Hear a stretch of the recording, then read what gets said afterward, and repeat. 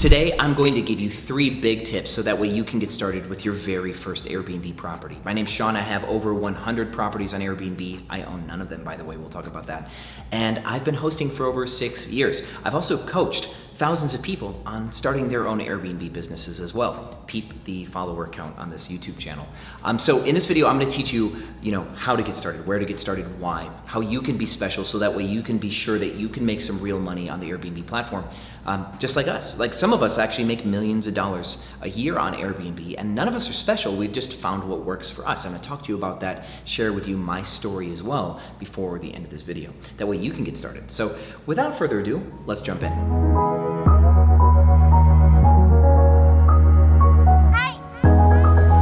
Welcome back, Airbnb family. So check out my new place. Isn't she cool? This one's not going on Airbnb, by the way. I don't want anybody messing with my piano. Make that 111 properties that I don't own. I'm super happy to be here. So this is where you're gonna see the new content. Well, let's ask quick. Please like this video, share it with your friends if you think that they wanna start an Airbnb business with you, maybe. And let's jump into the content. So number 1 is a cliche bit of advice that I'm modifying to actually make it useful. I used to be on Clubhouse a good amount, but it's a lot of time to hang out on a walkie-talkie all day. So the one that I hear, like when people say, what's one tip that you would give people when they're first starting out? A lot of gurus say, just start. Cool advice, but not really usable, really, right? Just start, okay, but I'm scared or I don't know enough. Like you have reasons why you're not starting yet. So let's modify this. Just start should really more so be you need to get comfortable with the fact that you'll actually never know enough until you get started. A friend of mine says, know just enough to be dangerous, and that's really good advice. See, you can learn a lot from this YouTube channel, but if you don't have an Airbnb property of your own, if you're not getting guests in and out, talking to guests, doing pricing, cleaning the rooms and stuff, 80%, possibly more on this channel, 80% of my videos or more won't make full sense to you. You don't have the context or the experience. So, an Airbnb is safe enough that even if you didn't know much at all, you could start an Airbnb property and make enough money and not fail bad enough to be sad. You could fail forward and survive. So you should pick up an Airbnb property sooner than later for the sake of learning, not necessarily for the sake of succeeding, because it's really hard to fail that much in this industry. But having that property and then going back through these videos and watching them, you will learn so much faster. And see, the goal isn't to be good today, it's to be good like as soon as humanly possible, so you can make a lot of money as soon as possible. And I tell you, the soonest way to be good at this is to have a property and learn through trial and error. That's gonna be your best friend. So do that, let's get started and start making some money and learning some lessons on the way. Number 2 is copy everybody. That's good. Copy people that are good. It's totally cool to be a copycat, and there's a lot of useful applications for this. You don't have to just copy somebody like me with over 100 properties. You can copy people who just have a few, maybe even a super host that just has 1. There's a lot that you can learn from other people. And see, I teach my students to do both market research and they do competitor research when they jump into a market to do Airbnb, maybe for the first time or when they're expanding. And both market research and researching competition involve looking at Airbnb listings, other people's properties. We're looking for specific things, right? First, we're trying to find out if there's going to be a need in the market where we can fill it by having property and then making money.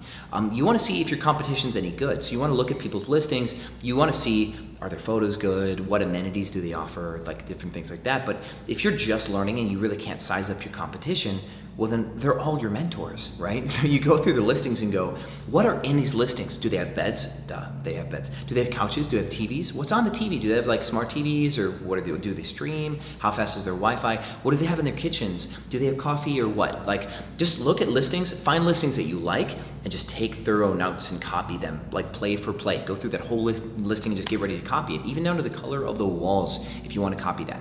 See, imitation is the best form of flattery, so they should just take the compliment if you pop up a listing that looks just like theirs, and you can learn running that listing.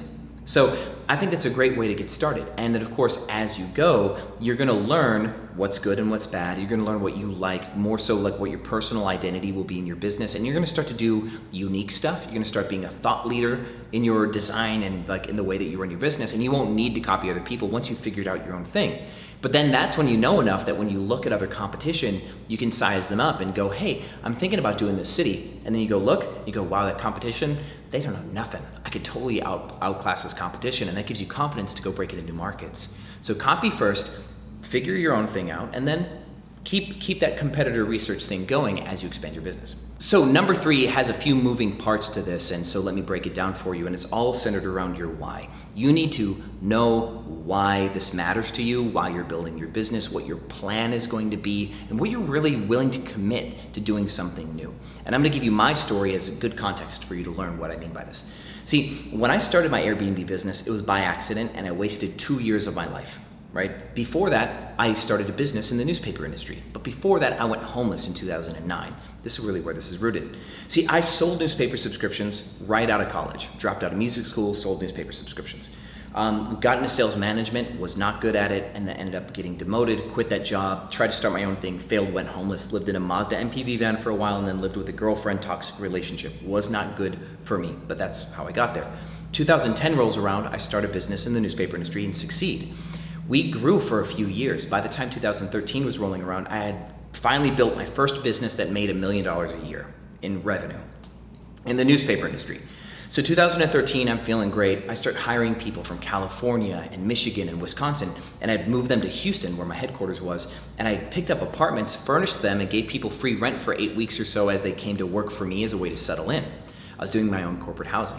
So at the end of 2014, I had some empty apartments because I didn't plan ahead and I needed to get the rent paid, so I started putting them on Airbnb. But that's where I started to waste 2 years of my life. See, my Airbnb listings were profitable, like really profitable. They were doing really well. But me and all my ego and my lack of plan, I'm like, I'm gonna keep doing the newspaper thing. By the way, that business died last year. So I did not see the future there. But because I was so, bent out of shape on building this newspaper business, I really gave no attention to the Airbnb space. I wasn't looking at the numbers. I wasn't really thinking about it, but I was making a ton of money right under my nose. I didn't start building until the Super Bowl hit in 2017. And I'm like, oh wow, there's gonna be a lot of money that weekend. I should pick up more properties to make more money Super Bowl weekend, and that's what I did. I went from 3 doors to 10 doors, made 15 grand that weekend, and then it finally all started to roll into my brain, like how I can build this to way more properties, more cities. That's when my vision really started to come together. And you want to get there as fast as possible. You're watching these videos because you know the Airbnb thing's a cool idea, like it could work. Now you need to get an Airbnb property to get some context, but right now you should start visualizing what your plan will be.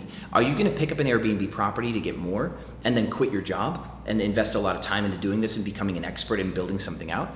Are you gonna do Airbnb just to learn more about real estate and get some cash flow so you can buy some properties? There's a lot of paths here that all involve Airbnb, right? But you need to start having a plan.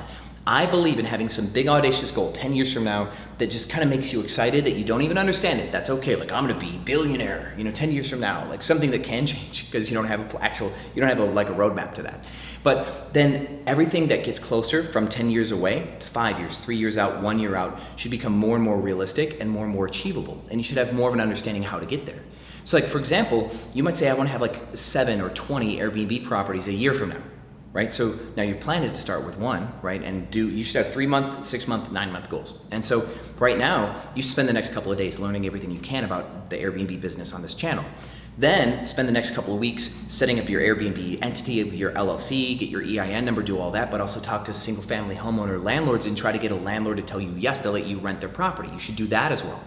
Then after a couple of weeks of finding a landlord, you want to get that yes, and you want that lease started, you want the place furnished within the next 30 days. That's your 30-day goal. Then you spend the next month getting guests, learning from like the trial and error of it, watching more videos on this channel about hosting, and then 2 months from now, you should have enough context to how to Airbnb because you've had guests. From there, that 2 months from now, that is an education 2 months, have an Airbnb and learn stuff. From there, you start to reimagine what you want to do. Do you want more properties? Do you want bigger ones? Do you want smaller ones? What do you like about hosting? What in the space do you think you want to change? What kind of unique value do you think you can give? And then as you create an identity in this Airbnb space, you're going to start to do stuff that other hosts don't just naturally do. You're going to start adding value in ways that you don't think that other hosts do. So that way your guests will love their stay with you and choose to come back and stay with you again. See, we're in hospitality. What we do is we give a person a place to stay when they're away from home, just like a hotel does. That's hospitality space. People who do really good in hospitality are empathetic, they like people, they're imaginative and creative, and they can give somebody a good relaxed atmosphere for them to fall asleep, a productive atmosphere to work within because of work from home now, and they're adaptive and responsive to their guests. Be that person, but pay attention to what people's needs are, and this will allow you to guide yourself to start being the best host possible and to start doing the unique stuff that other hosts won't do. Right? There's things that I cannot do with 100 and something properties that I would like to do because it'd be more intimate, but we can't at scale have a really intimate relationship with our guests. So when you're small, there's things that you can do that I can't, which is going to be actually really good for you.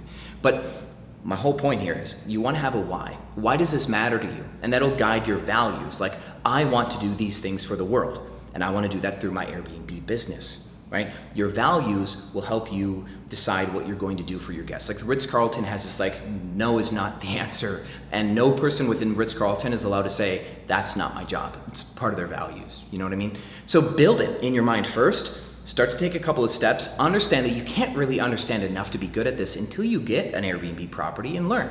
Fail forward. But you're not gonna really fail that much. You're just gonna like learn, maybe bump your like toe on a piece of furniture literally or figuratively along the way.